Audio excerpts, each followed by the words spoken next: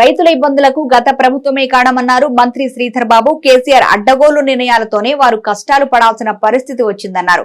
పెద్దపల్లి జిల్లా కేంద్రంలో 2 నియోజకవర్గాల ఎమ్మెల్యేలతో కలిసి ఆయన మీడియాతో మాట్లాడారు. గతంలో అనేక ఇబ్బందులు పడ్డ రైతుల వద్దకు వెళ్లని కేసీఆర్ ఇప్పుడెందుకు వెళుతున్నారని ప్రశ్నించారు. పంటలు నష్టపోయిన రైతులకు బీఆర్ఎస్ ప్రభుత్వం ₹1 పరిహారం కూడా ఇచ్చిన దాఖలాలు లేవన్నారు.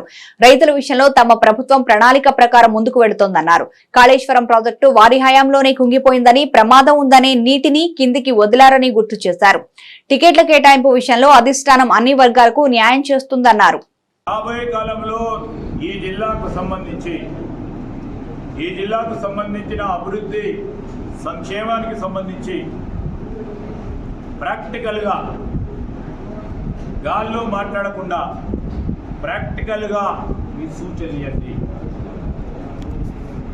రైతులను ఏ విధంగా, రైతు పంటలకు సంబంధించిన ఏ విధంగా కాపాడే ప్రయత్నంలో సరే ఈ 40 రోజులు మీరు రాజకీయం చేస్తూ ఉంటారు కావచ్చు.